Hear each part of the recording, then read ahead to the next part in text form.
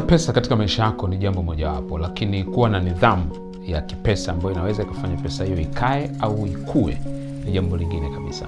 Wako watu wengi sana ambao wameshawahi kuingiza pesa nyingi katika maisha yao. Hata wewe ukijiuliza tangu umeanza kuingiza kipato aidha kwa biashara au kwa kazi yako, ukijumlisha ni pesa gani au pesa ngapi zimepita katika mikono yako, utagundua ni nyingi sana. Pengine hata mwanzo wa mwaka huu mpaka saa hii ni pesa kiasi gani zimepita kwenye mikono yako, utagundua ni nyingi sana. Lakini zimeenda wapi? Umezifanyia nini? Umezikuza na kuzizalisha kwa namna gani? Hiyo yote inatofautishwa na nidhamu ya pesa.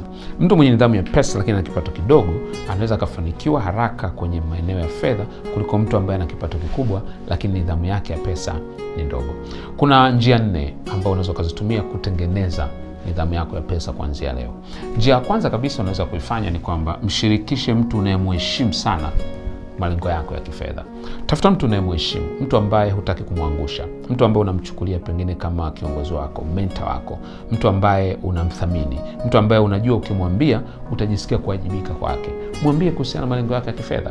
Mwambie kwamba mwaka huu nimekusudia kuwa naweka akiba 50,000 kila mwezi. Mwisho wa mwaka nitakuwa na 600,000 na naomba niwe natoa ripoti kwako kila mwisho wa mwezi. Unapopata mtu wa kukuwajibisha kwa namna hiyo, inakusaidia sana kujua kwamba hauko peke yako. Kuna mtu anakufuatilia, kuna mtu anafuatilia nyendo zako, kuna mtu anafuatilia kile unachoweza kukifanya. Wakati mwingine unaweza kutumia mastermind group.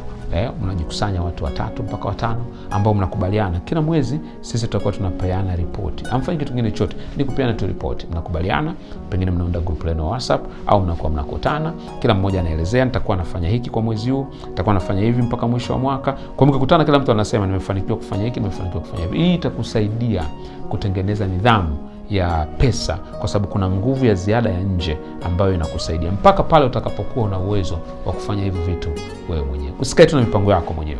Tafuta mtu ambaye unamheshimu na mthamini au watu ambao unaweza kuwashirikisha na ukawa na ripoti kwao kila baada ya muda fulani.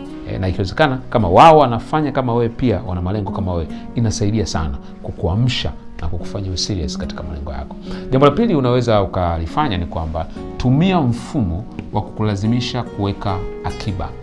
Tumia mfumo. Wakati mwingine ile kuwa na nidhamu yako mwenyewe tu, kwenda kuweka kwa sababu umefungua account, kwenda kuweka kwa sababu ni sehemu unataka kwenda kufanya. Wakati mwingine hiyo nidhamu inawezekana ikapungua au ukawa hauna au ujenga kiwango cha kutosha. Kwa unachofanya, tafuta mfumo ambao utakulazimisha kuwa unaweka hiyo akiba. Na hapa kuna mifumo mingi sana, lakini ningeweza kuishauri mifumo 3 ambayo inaweza kufanya kazi. Moja, unaweza kutumia bank. Kama wewe una benki, umefungua una account iko benki, unaingiza pesa kupitia mshahara au mauzo yako ya biashara yako yanapitia benki, unaweza ukaenda ukatengeneza kitu kinaitwa standing order kwamba kila mwisho wa mwezi au kila tarehe fulani kuna ile itatoka kwenye ile account iliyozoeleka itakwenda kwenye account ya akiba. Na ile account ya akiba unaweza ukaifanya kuwa ni account ya kuweka tu, hauitoi mpaka labda mwaka utakapoisha au mpaka miezi 6 itakapoisha. Unaweza kutengeneza kwa namna hiyo. Kwa hiyo unaweza kutumia benki kama njia moja hapo. Na hii kwa sababu itakuwa ni automatic, au hitaji wewe kuwa unaenda. Itakuwa kila muda ukifika hiyo tarehe ikifika lako inakatwa, inaenda kuhifadhiwa. Sasa hiyo itakuwa umejiepusha na ile tamaa au ule muingiliano ambao ungeweza kutokea kwa kuwa na pesa kubaki nayo mkononi au mahali ambako unaweza kuipata kirahisi. Njia pili, unaweza kutumia vikoba.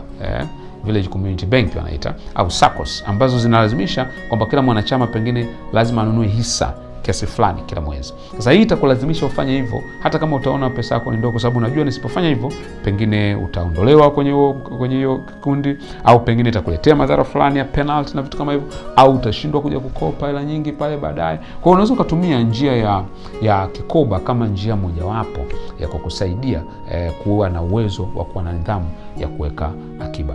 Na ya tatu unaweza kuitumia, unaweza kufanya upato. Ile mzunguko, mnakubaliana tuko watu 4, tuko watu 5, tuko watu 10, kila siku tutakuwa tunatoa shilingi 2,000, tutakuwa tunatoa shilingi 5,000 au kila mwezi tutakuwa tunatoa kiasi fulani. Ile pia ni njia moja hapo kusaidia kukopa, na utafanya kwa sababu inamvuvu watu wengi. Usipofanya watakuuliza, watakusumbua mpaka unajikuta umefanya. Kwa hiyo ni njia nyingine unaweza kutumia pia kuweka akiba. Ila ninachoshauri ni kwamba chochote unachokitumia kati haya lazima uwe na malengo. Kwamba akiba ninayoitumia au hiki ninachokifanya nataka kinifikishe wapi, au nataka nikusanye pesa kiasi gani. Jambo la tatu unaweza kulitumia katika kujenga nidhamu yako ya fedha ni kwamba nunua vitu kwa ujumla. Jitahidi uwe unanunua vitu kwa ujumla. Unaponunua vitu reja, especially kwa mfano kama vya matumizi ya nyumbani kama vile chakula, unatumia pesa nyingi zaidi. Na wakati mwingine unaweza usijue bajeti yako. Kama una uwezo wa kufanya hivyo, ningeshauri ufanye hivyo. Kwa unanunua vitu kwa ujumla. Unaponunua vitu kwa ujumla, kwanza itakuwa ni rahisi wewe kujua unatumia kiasi gani kwenye mambo fulani. Lakini pili, inakupatia gharama nafuu zaidi. Gharama hapa sio tu bei ya bidhaa, lakini gharama pia nenda na kurudi. Fikiria unaenda mara ngapi na kurudi eneo la kununua. Kwa unaweza kaangalia vitu gani ambavyo naweza nikavinunua kwa ujumla. Nikienda kuvinunua maana yake nakuwa nimepunguza ile gharama. Kwa sababu gharama sio tu ya bei ya unachonunua. Gharama pia muda ni gharama. Nguvu zako ni gharama. Lakini pia nauli unayotumia kwenda kununua hicho kitu ni gharama pia. Kwa kama kila siku unaenda inaweza kuwa ni changamoto. Kwa angalia namna unavyoweza ukapunguza. Wakati mwingine ukatafuta sehemu ambayo ni ya karibu zaidi ili kupunguza zile gharama zingine ambazo zinaambatana na manunuzi yako. Nyingine unaweza kaangalia hata kwenye mtandao. Kwa mfano, kama wewe ni mtumiaji mzuri wa internet sana, unatumia voucher, unatumia bundles za internet za maongezi, vitu kama hivyo. Angalia unawezaje kununua kwa ujumla. Ujumla nazungumzia kwa mfano unaweza kaangalia bundle la wiki. Je, inaweza kukusha kuliko ile ya kununua kile inapoisha 1000, 2000. Jaribu kupiga mahesabu, wakati mwingine unaweza kujikuta unatumia pesa nyingi zaidi kwa kununua rejareja kuliko kununua kwa ujumla. Na hii ni njia mojawapo unaweza kuitumia kuweka nidhamu katika matumizi yako. Na cha mwisho unachoweza kukifanya ni kwamba unaweza kutumia bank. Tumia bank zaidi ya unavyotumia simu katika kuweka akiba yako. Unaweza ukaamua, kwa sababu kuna watu wengi sasa ukiongea nao wanasema mimi ninaweka akiba wapi? Naweka kwenye simu yangu. Ni sawa, lakini kwenye simu ni rahisi sana kuitoa. Kwa kama kweli unamaanisha akiba unataka kuiweka kwa muda mrefu, na kushauri tumia benki. Na hapa benki unaweza ukaamua ukatumia account kama nilivyosema, account ambayo haitoi. Account ambayo unaweka tu. Unaweza kusema mimi ni account yangu ni kwa ajili ya kuweka tu mpaka miezi 12. Na unakuwa umepiga mahesabu yako. Ikifika miezi 12 maana yake nitakuwa nimeweza kuweka kiasi fulani ambacho hicho kiasi nitaenda kufanyia jambo fulani. Wakati mwingine unaweza kaamua kutumia njia ambayo mimi nisha kuitumia. Nilienda benki nikafungua account ya akiba, lakini hiyo account sikuactivate ATM. Hiyo kadi yangu sikuwa naweza kuitumia kwenye ATM. Kwa siku activate makusudi kabisa.